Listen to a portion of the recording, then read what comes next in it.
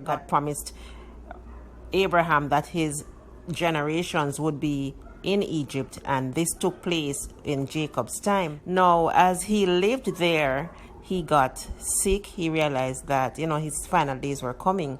So he called for Joseph to come and meet with him. And at that point, he made Joseph swear that he would bury him in the land of Canaan with his forefathers. So blessed Joseph's sons, Manasseh and Ephraim, and he blessed the younger to be the greater one. He realized his final days were coming to an end. He had spent 17 years in Egypt, and his final days were coming. And so he called all his sons and he blessed them and he spoke into their lives. And at that point, he died. And his son Joseph embalmed him, and they mourned for him 40 days. And after the mourning, they took him to Canaan, and they buried him in Canaan as they had promised. At 147 years old, Jacob died. But after Jacob's death, his sons got scared because they remembered. Sometimes we keep remembering what we have done, and they remembered what they did to their brother.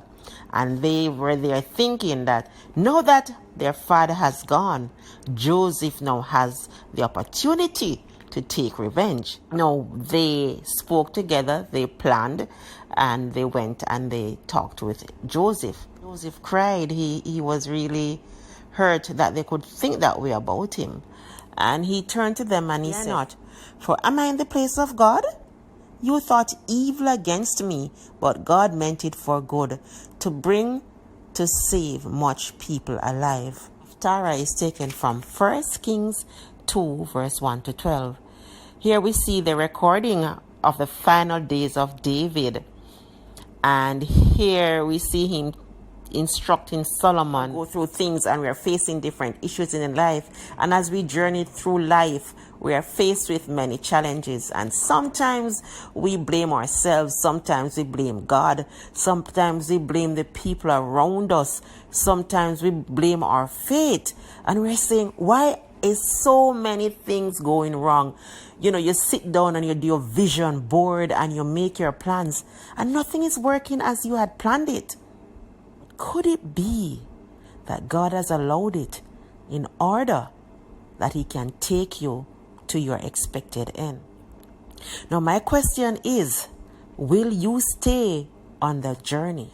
Will you stand in the journey? Will you pass your test? Will you get all the character lessons that you need to learn during this test, so that at the end you will be able to triumph? You'll be able to say, like Joseph, you meant it for evil, but God meant it for good. Let us all stay on the course so that we can reach that point to say all things work together for good.